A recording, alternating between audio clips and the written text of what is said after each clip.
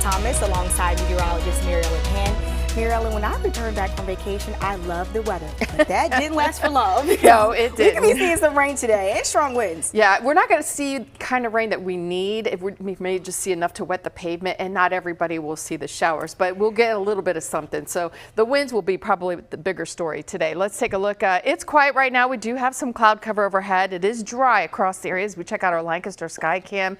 The sunrise this morning is around 7:07 this a.m. Temperature, or as we take a look at our Storm Team Live radar network, you can see the cloud cover overhead. As I zoom out, the showers are in Ohio right now, pushing into the western portion of the state out ahead of a cold front that will swing through later today. And you can see really looking sparse there in terms of moisture with this system. Winds are light to calm right now, but they will be picking up this morning and really increasing as we head into the afternoon. That's when I expect the strongest winds, and temperatures right now in the upper 30s to low 40s across the area. So here's a look at your 12-hour forecast. Showers will be possible after 11 a.m. until about that 3-4 o'clock hour, and then that's it. And then we'll look at clouds decreasing through the evening hours. Temperatures on the mild side climbing into the upper 50s. It's going to be a much cooler day tomorrow. I'll talk about the wind forecast for today and the cooler temperatures that return for the second half of the weekend. Mary Ellen, thank you. President Donald Trump is revealing new details about his plan to shift major services from the Department of Education to other government agencies. It follows his executive order calling for the Education Department's closure. Washington correspondent Jackie DeFusco joins us live. So, Jackie, what could change? Gabrielle, President Trump now says that he plans to move programs serving students with disabilities under the Department of Health and Human Services while shifting the Education Department's massive $1.6 trillion student loan portfolio to the Small Business Administration. I've decided that the SBA, the Small Business Administration, headed by Kelly Loeffler, is a terrific person, will handle all of the student loan portfolio. We have a portfolio that's very large, lots of loans. The president says that this shift will improve services. His executive order argues the student loan portfolio is too big for the Education Department to manage. But it also comes as the SBA announces plans to slash its workforce by 43%, part of the administration's sweeping government downsizing.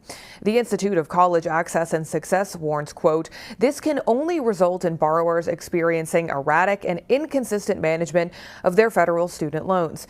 Democrats argue that the president doesn't have the power to move federal loans or disability services to other agencies because they say those duties are assigned to the Education Department under federal law. And the Trump administration has already acknowledged that fully dismantling the Department of Education will require help from members of Congress. However, they have, of course, already taken vast unilateral steps to downsize the agency even before this order. Gabrielle.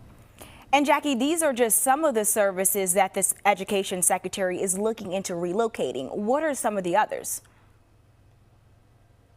For clarity on all of this, yesterday also in an op-ed published by Fox News that was written by the Education Secretary Linda McMahon, and some of the services she named that she said would be either reassigned to states or other federal agencies include these funding programs for states to support low-income students and learners with disabilities, as well as the distribution of student financial aid, civil rights enforcement, and data collection. Now, the president's executive order did not lay out specifics for these reassignments and kind of what that roadmap will look like moving forward in specific terms. But McMahon writes that all this will not happen overnight. Gabrielle.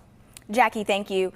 Republicans in Congress are planning to introduce legislation to dismantle the Education Department, but that's expected to require 60 votes in the Senate, and the bill likely won't get enough support from Democrats to pass. Some Pennsylvania's Congressman toured a training facility in Lancaster to learn more about its trade programs. Senator Dave McCormick was joined by Susquehanna Valley Representative Lloyd Smucker to discuss building a better workforce. The senator and representative toured Tech Centro. During the visit, both lawmakers also discussed ending DEI initiatives, the growing influence of DOGE, proposed cuts to Medicaid, and the dismantling of the Department of Education. Our kids aren't learning all the things they need. So the key thing I think President Trump's trying to do is push the responsibility back to the states, back to the local communities. That's what's going to create great schools and great opportunity. On the tour, News 8 talked to Representative Smucker, who has recently come under fire after constituent calls were sent to voicemail and for not holding town halls. We have hundreds of touches or communications with individuals on a daily basis. You just simply can't do this job effectively without being in constant touch with the people who have elected you to be their voice in Washington. The Pennsylvania